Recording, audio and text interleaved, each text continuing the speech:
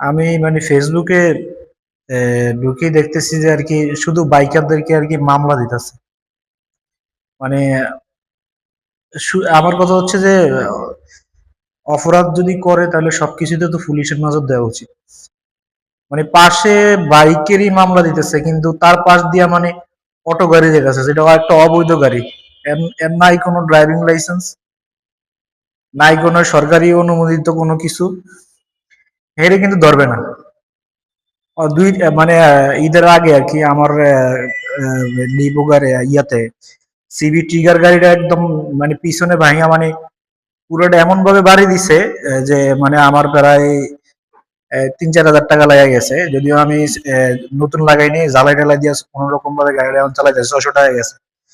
আমার কথা হচ্ছে মানে কি এমন একটা অসভ্য জাতি আমরা, মানে এতটা মানে বিরক্ত লাগতেছে এখন। মানে ফেসবুকে ঢুকলে শুধু বাইকারদেরকে, মানে বাইকাররা মনে হয় এমন একটা অভ্যুত্থান মানে দিতে হবে, এরকম একটা অবস্থা হয়ে গেছে। আর কোনো গাড়িতে ধরবো না, মানে বাইকারদের কোনো হচ্ছে মা বাপ নাই। এরা হচ্ছে বাংলাদেশে মানে ইয়া হিসাবে আইছে, জাউরা সন্তান আছে না, এরকম হিসাব করে মনে হয় আইছে।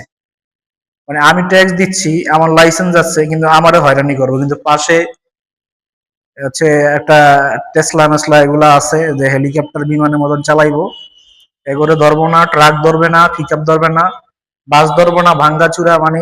কারণ ওদের কি, ওদের একটা কমিটি আছে, ওরা ওদেরকে আজকে 10টা গাড়ি ধরবো, ওরা স্ট্রাইক করবো।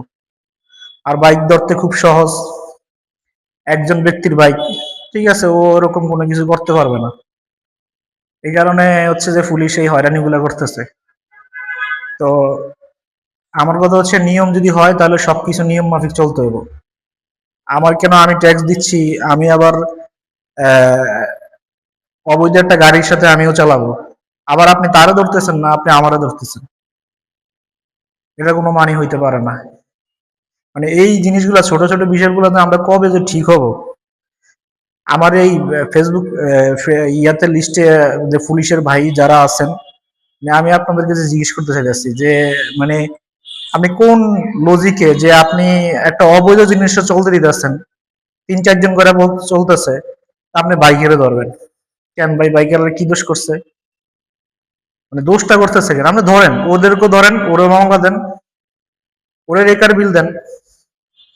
আপনি সিএনজি রে ধরেন, সিএনজি কেন মিটার ছাড়া গাড়ি চালাচ্ছে, তাকে ধরেন, সে কেন অতিরিক্ত ভাড়া নিচ্ছে, তাকে ধরেন, তার ফিটনেস দেখেন, বাসের দেখেন, বাসের কাগজপত্র ঠিক আছে কিনা সেটা দেখেন।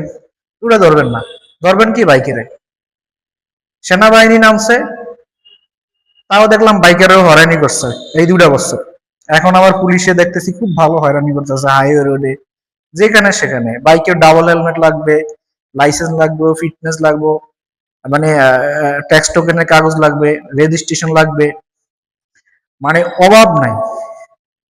এরপরে দেখা গেছে বাইকে তো কাগজপত্র, মানে আমার আমার কথা হচ্ছে পিছনে আপনি আমাকে রেজিস্ট্রেশন নাম্বার দিচ্ছেন, তাহলে অবশ্যই রেজিস্ট্রেশন নাম্বার দিলে আমি আমার গাড়ির রেজিস্ট্রেশন আছে এইটাও সাথে রাখতে হবে।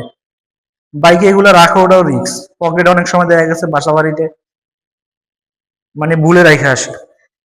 এখন আমার কথা ওইটা না, আমার কথা হচ্ছে হ্যাঁ ঠিক আছে, আপনি কাগজ দেখবেন, আপনার এটা রাইটস আছে, লাইসেন্স না থাকলে মামলা দেন, কিন্তু আমার কথা সাথে সাথে আপনি মেন রোডে যেইটাতে আপনি টেসলা এগুলা দিবেন কি কারণে, অটো অটো গাড়ি এগুলা চলতে দিবেন কি কারণে? এটা ঠিক না এগুলা।